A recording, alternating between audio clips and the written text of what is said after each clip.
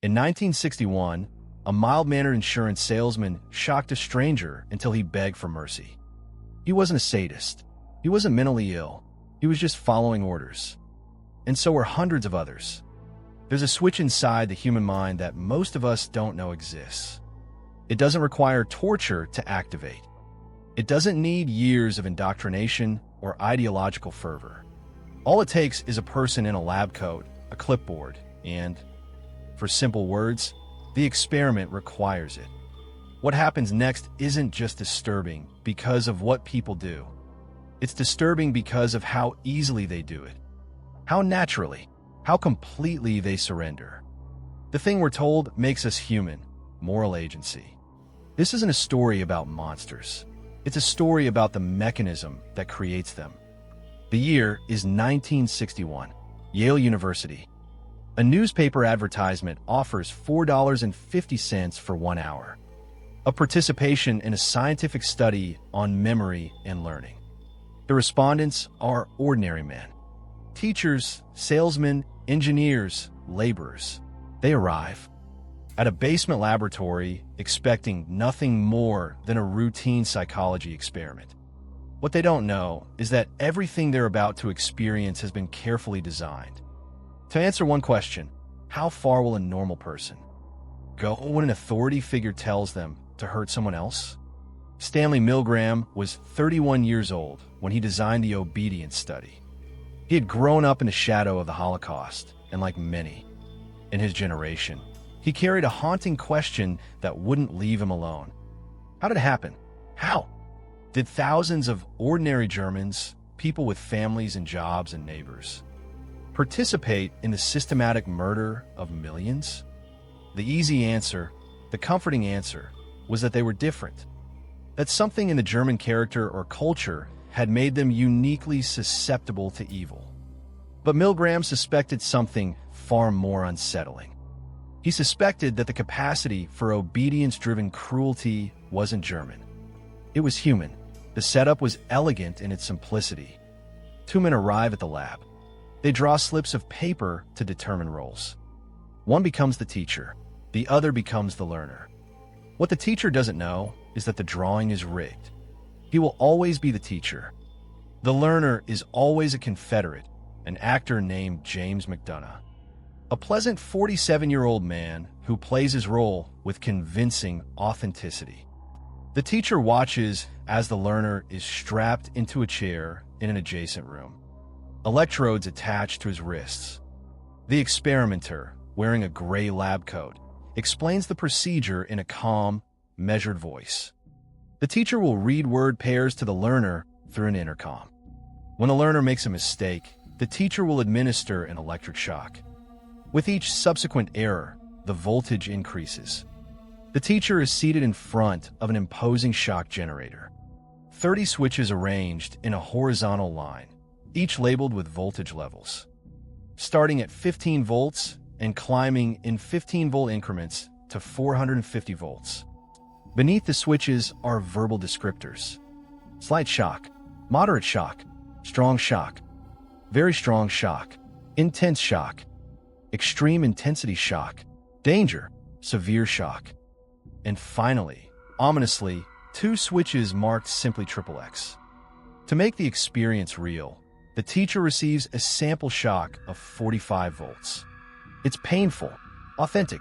He now knows that what he's about to administer is genuine. The learning trial begins. At first, everything seems routine. The learner answers correctly, then makes a few errors. The teacher administers shocks at 15 volts, 30 volts, 45 volts. Mild discomfort, nothing more. But as the voltage climbs, something changes. At 75 volts, the learner grunts audibly through the intercom. At 120 volts, he complains that the shocks are becoming painful. At 150 volts, he demands to be released from the experiment. His voice carries genuine distress now, and the teacher can hear every word. This is the moment. The first fracture in the teacher's willingness. Most participants turn to the experimenter with concern, uncertainty written across Their faces. They express doubt. They say the learner wants to stop. And this is when the experimenter deploys his scripted responses delivered in the same calm, authoritative tone. Please continue. If the teacher protests again, the experiment requires that you continue. If he resists further, it is absolutely essential that you continue. And if he still balks, you have no other choice. You must go on. No threats, no raised voices, no weapons or coercion. Just the steady, bureaucratic insistence of authority. And they continue. At 180 volts, the learner cries out that he can't stand the pain. At 300 volts, he refuses to answer questions, pounding on the wall that separates him from the teacher. At 315 volts, he pounds again and then falls silent. Complete silence. The teacher now faces an agonizing ambiguity. Is the man unconscious? Is he injured? The experimenter instructs him to treat silence as an incorrect answer and to continue administering shocks. And here, in this moment of profound moral crisis, something extraordinary happens in the human brain.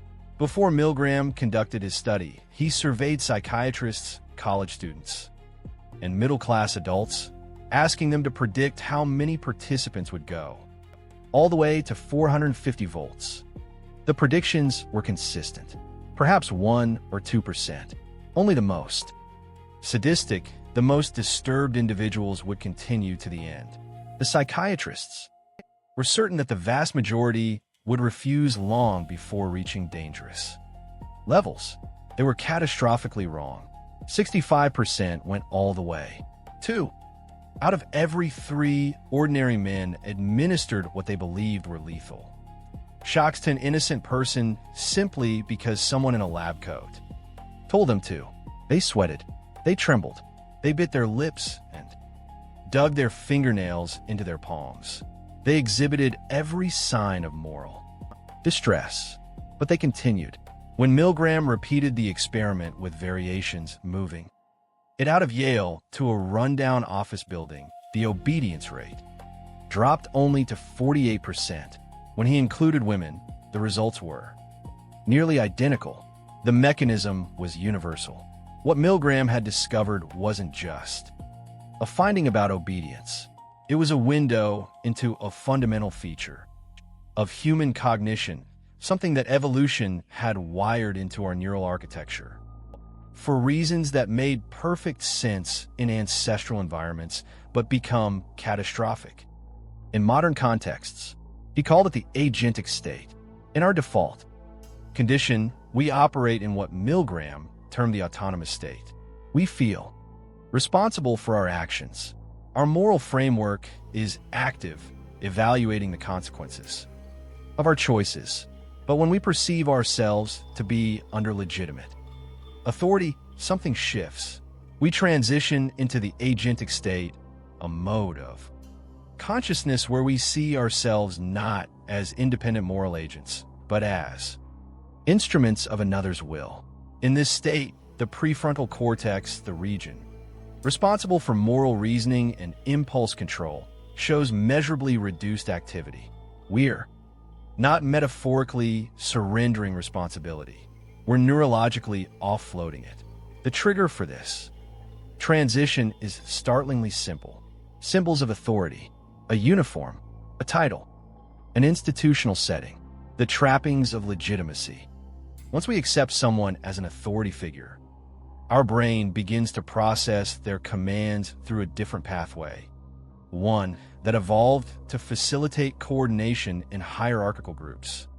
In ancestral human societies, the ability to quickly defer to leaders during crises, to suppress individual judgment in favor of collective action, provided survival advantages.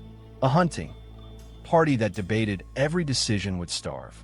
A tribe that questioned its chief during an attack would be annihilated. Obedience became adaptive, and what evolution selects for, it hardwires. But evolution doesn't anticipate laboratory settings. It doesn't anticipate Modern bureaucracies where authority can be formalized, institutionalized, and divorced from wisdom or moral legitimacy. The same neural mechanism that allowed our ancestors to coordinate under pressure becomes the mechanism through which ordinary people participate in atrocities. In the agentic state, several psychological shifts occur simultaneously. First, responsibility diffusion. The individual no longer feels personally accountable for outcomes. The authority figure bears the moral weight. When Milgram's participants were asked after the experiment who was responsible for the learner's suffering, most pointed to the experimenter. They had merely followed instructions. Second, perceptual narrowing. Attention focuses on the immediate task, the technical requirements of the role, rather than the broader moral implications. The teacher becomes concerned with reading words correctly, administering shocks at the proper voltage, following protocol. The humanity of the learner recedes into abstraction. Third, moral disengagement. The internal voice that would normally activate disgust, empathy, or ethical hesitation becomes muted. It's not that conscience disappears, it's that it's speaking in a language the agentic brain has temporarily stopped understanding. What makes this especially insidious is that the transition feels natural. Participants in Milgram's study didn't describe feeling brainwashed or coerced. Many expressed distress, but when asked why they continued, they offered explanations that seemed perfectly reasonable to them at the time.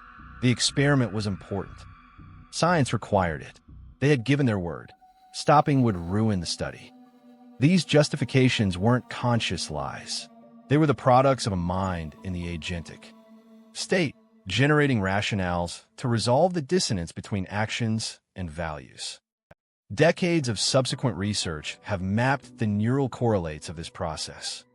Functional MRI studies show that when people follow orders to harm others, activity in the dorsolateral prefrontal cortex decreases while activity in regions associated with motor execution increases. The brain is literally reconfiguring itself, shifting from reflective moral deliberation to efficient task completion. Neuroscientist Patrick Haggard demonstrated that when people follow orders, their sense of agency over their actions diminishes at a neurological level. They experience what he calls intentional binding, where the subjective experience of causing an action and the action's outcome are compressed in time. It feels less like, I chose to do this, and more like it happened. This isn't a defense of those who follow immoral orders. It's an explanation of why defense is so difficult.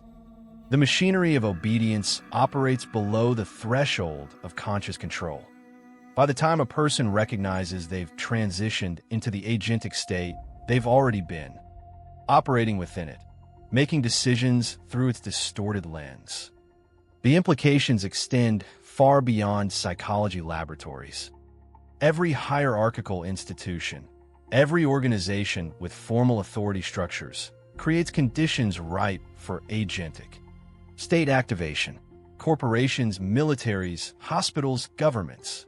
Anywhere, someone can say, I was just doing my job, and mean it sincerely. The mechanism is at work. The banality of evil that Hannah Arendt observed at the Eichmann trial wasn't a poetic metaphor. It was a description of cognition. Eichmann wasn't a monster overcome with genocidal rage. He was a bureaucrat optimizing logistics, a mind in the agentic state focused on the technical challenge of transportation schedules and resource allocation, while the moral enormity of sending millions to death camps remained somehow peripheral. Milgram's own variation. Studies revealed how easily the obedience mechanism could be manipulated. When two experimenters gave contradictory commands, obedience collapsed to zero. The conflict between authorities short-circuited the agentic state. When the teacher was paired with peers who refused to continue, defiance rates skyrocketed. Social proof could override institutional authority. When the experimenter left the room and gave orders by telephone, obedience dropped to 21%. Physical proximity of authority mattered. When the teacher had to physically force the learner's hand onto a shock plate, obedience fell to 30%. Direct tactile involvement made moral disengagement harder. These variations weren't just academic curiosities. They were blueprints. They revealed the pressure points where the obedience mechanism could be strengthened or weakened. And history shows us that those who wish to exploit obedience have learned these lessons, whether through intuition or observation. Distance is particularly powerful. When the person being harmed is remote, abstract, reduced to data points or categories, the agentic state deepens. Drone operators sit in air-conditioned trailers in Nevada and launch missiles at heat signatures in Afghanistan. The mediation of technology, the physical and psychological distance, allows them to maintain the agentic state more easily than a soldier who sees the faces of those he kills. Corporate executives make decisions that will impoverish thousands, but those thousands are spreadsheet entries, not individuals with names and stories. The harm is real, but the psychological distance allows the decision maker to remain in a state where moral circuitry stays dormant. Language plays a crucial role. Euphemism, jargon, and technical terminology facilitate moral disengagement. You're not killing civilians. You're engaging in collateral damage mitigation. You're not firing employees. You're right-sizing human capital. You're not participating in fraud. You're optimizing regulatory arbitrage. The linguistic abstraction creates cognitive distance from the moral reality of the action. In the agentic state, this sanitized language feels appropriate, even necessary. It's the language of competence, of professionalism. To use plain moral language would feel melodramatic, unsophisticated. Perhaps most disturbing is how the agentic state can be induced, not just by direct authority, but by institutional momentum. In bureaucratic settings, people follow procedures not because anyone specifically ordered them to, but because that's how things are done. The authority isn't a person, it's the system itself. Hannah Arendt identified this as rule by nobody, a form of authority that's paradoxically more powerful than personal tyranny because there's no one to confront, no single will to resist. You're not obeying a tyrant. You're following protocol. Modern institutions are extraordinarily effective at distributing responsibility across so many nodes that no single person feels accountable for outcomes. The engineer designs the component. The manager approves the budget. The executive sets the strategy. The board oversees governance. When disaster occurs, when a product maims or the policy destroys, everyone can point elsewhere. I was just doing my part. And they're telling the truth as they experience it. The agentic state has been bureaucratized, woven into organizational structure itself. This raises an uncomfortable question that Milgram wrestled with for the rest of his life. If the majority of people will obey destructive orders under relatively mild conditions, if our neurology predisposes us toward deference to authority, what does this mean for moral culpability? Are we responsible for actions taken in the agentic state? The legal and philosophical consensus says yes. Ignorance of our own psychology isn't exculpatory. The Nazi defense of following orders was rejected at Nuremberg for good reason. But the psychological reality remains. Holding people accountable doesn't change the fact that in the moment, under the right conditions, they genuinely don't feel responsible. The solution, if there is one, isn't to eliminate hierarchy or authority. Human civilization requires coordination, and coordination requires leadership structures. The solution is awareness, recognition of the mechanism, training in moral courage, building cultures and institutions that explicitly counteract agentic state activation. Some organizations have attempted this. Medical institutions now emphasize that any member of a surgical team, regardless of rank, has the authority to stop a procedure if they observe a safety concern. Aviation adopted crew resource management after crashes caused by co-pilots who noticed pilot errors, but deferred to authority rather than intervene. These interventions work not by eliminating hierarchy, but by creating explicit permissions to resist it when moral or safety imperatives demand. At the individual level, the antidote is pre-commitment. Deciding in advance, when you're in the autonomous state, what lines you won't cross. Rehearsing refusal. Identifying your non-negotiables before you're in a situation where authority pressure activates. This isn't foolproof. The agentic state is powerful. But people who have thought through their boundaries, who have imagined scenarios, and mentally practiced saying no, show higher resistance rates. Social connection matters too.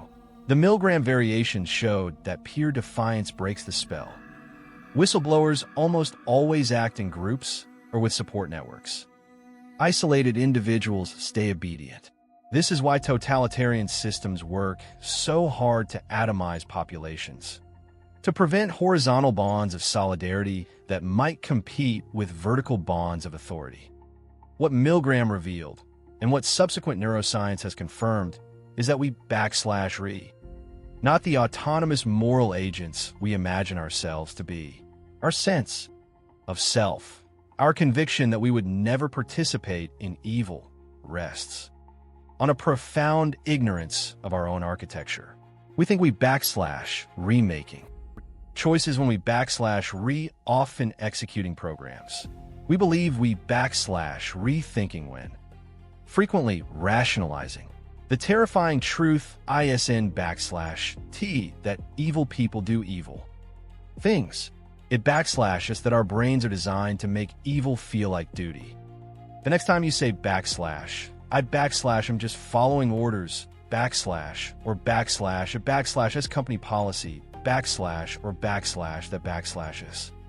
Above my pay grade, recognize what is happening. You /re not describing powerlessness. You re-describing the agentic state. And in that moment, you /e become exactly what you promise yourself you /d. Never be someone who knew better but did it anyway.